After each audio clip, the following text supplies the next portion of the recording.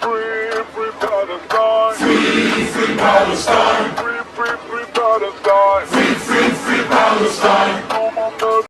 ഇസ്ലാം ഒറ്റയ്ക്ക് ജീവിക്കുന്ന ഒരു രാജ്യത്ത് നിന്ന് മറ്റൊരു ഹിന്ദുക്കളോ അല്ലെങ്കിൽ ക്രിസ്ത്യാനികളോ മാത്രമുള്ള രാജ്യത്തേക്ക് ഇസ്ലാം കുടിയേറി പാർക്കുന്നു. പിന്നീട് അവിടെയുള്ള ജനങ്ങളുമായി വളരെയധികം സ്നേഹബന്ധത്തിലായിരിക്കും ഇവർ കച്ചവടം ചെയ്ത് ധാരാളം പണം പെട്ടെന്ന് ഉണ്ടാക്കുന്നു. അതിലൂടെ ഇവർ പണക്കാരായി അവിടെയുള്ള ജനങ്ങൾക്ക് എന്തെങ്കിലും ചെറിയ സഹായങ്ങളും ഹെൽപ്പുകളും ഒക്കെ ചെയ്ത് വളരെ സ്നേഹത്തോടെ കഴിയും.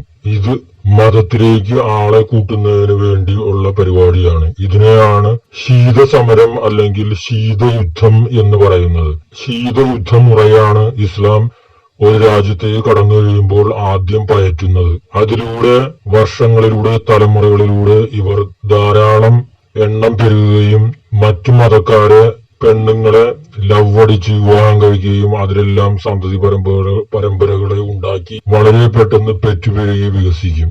അങ്ങനെ അവർ ഏകദേശം 60% മുകളിൽ ആ രാജ്യത്ത് ഉണ്ടാവുകയും അല്ലെങ്കിൽ 75% ഉണ്ടായി കഴിയുമ്പോൾ ബാക്കിയുള്ള ജനവിഭാഗത്തെ ഇസ്ലാമിലേക്ക് കൊണ്ടുവരുന്നതിന് അവർ കഠിനമായി പ്രയത്നിക്കും. പേടിപ്പിച്ചുകൊണ്ട് ആയിരിക്കും പിന്നീട് അവരെ സമീപിക്കുക.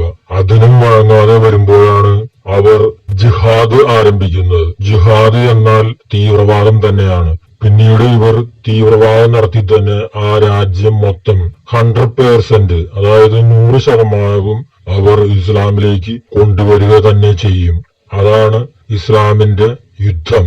ഇസ്ലാം എന്ന വാക്കിന്റെ ഒറിജിനൽ അർത്ഥം പോരാളി എന്നാണ്. പോരാളി എന്ന് പറയുന്നത് അള്ളാഹു എന്ന ഏകദൈവം, അതിനുവേണ്ടി പോരാടുക. അതാണ് ഇസ്ലാം എന്ന വാക്കിന്റെ ഒറിജിനൽ അർത്ഥം. യുദ്ധം ചെയ്ത് ഒരു രാജ്യം മൊത്തം ഇസ്ലാം ആക്കി കഴിഞ്ഞാൽ ഈ ആക്കുന്ന അണികൾ എന്ന് പറയുന്ന ഇസ്ലാം വിശ്വാസികൾക്ക് ആ രാജ്യത്ത് പിന്നെ പട്ടിയുടെ വില പോലും ഉണ്ടാവില്ല. പിന്നീട് ആ രാജ്യം ഭരിക്കുന്നത് ഇസ്ലാം എന്ന് പറയുന്ന ആളുകളെ ആരാണോ യുദ്ധം ചെയ്യാൻ നിയമിച്ചത് അതിന്റെ നേതാക്കന്മാരായ ഉസ്താദുമാരായിരിക്കും ആ രാജ്യത്തിന്റെ അധിപതി.